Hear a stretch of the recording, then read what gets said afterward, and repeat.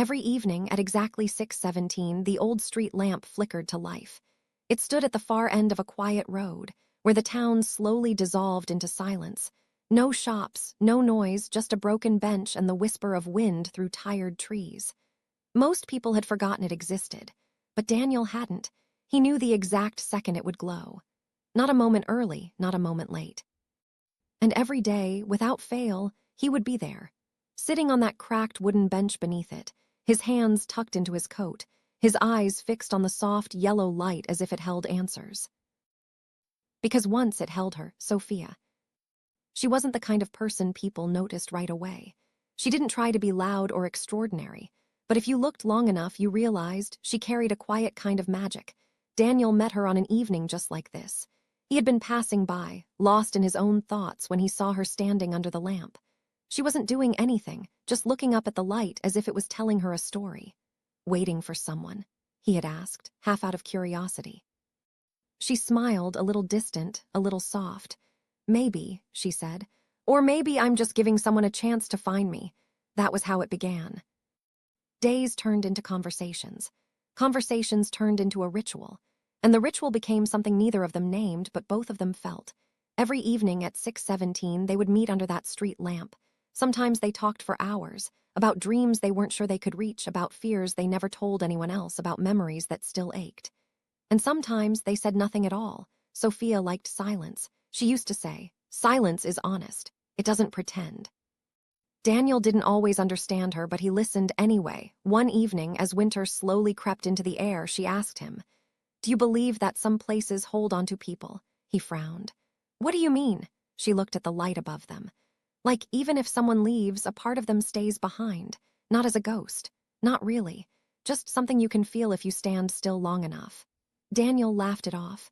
"You think this lamp is going to remember us?" She didn't laugh. "I think it already does." He didn't realize then how much that moment would matter, because the next evening, Sophia didn't come. At first, he thought she was late. Then he thought maybe she was busy. Then he told himself she would come tomorrow, but tomorrow came with whispers. A quiet accident on the highway, a girl, gone before anyone could help. Daniel didn't need them to say her name. He already knew. Something inside him refused to accept it. Not loudly, not dramatically, just stubbornly. As if his heart had decided it wouldn't believe in a world where Sophia simply disappeared. So he kept going back, every day. At 6:17, people noticed after a while. Some pitied him, some shook their heads. "She's gone," they would say. "You have to move on." They didn't understand. It wasn't about waiting for her to come back. It was about not letting that moment.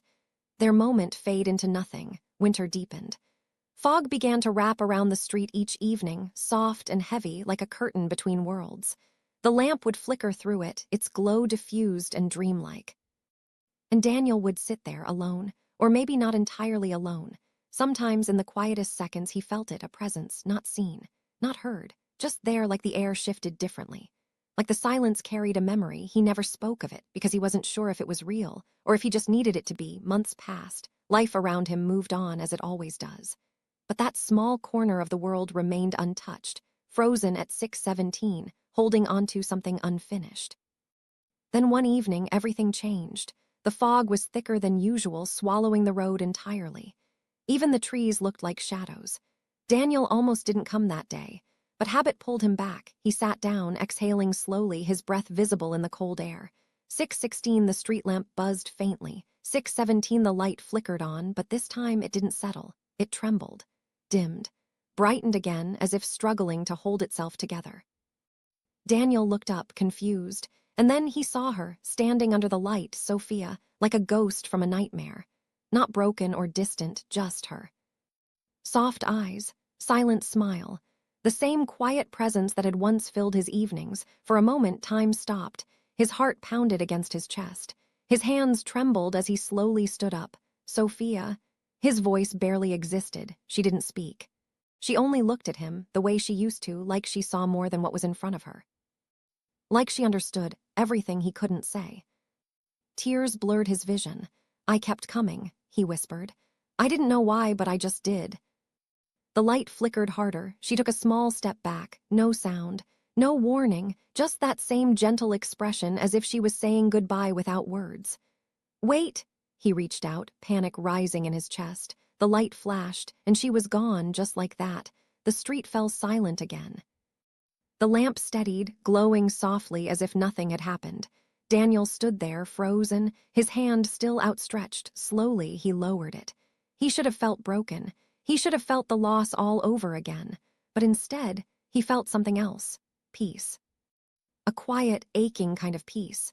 Because now he understood. She wasn't trapped. She wasn't waiting. She had just come back one last time, not to stay.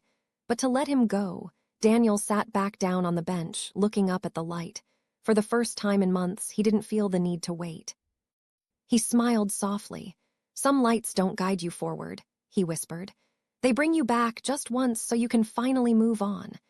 Wind passed through the empty road. The lamp flickered gently. And at 6:18, Daniel stood up and walked away, not forgetting, just carrying her with him.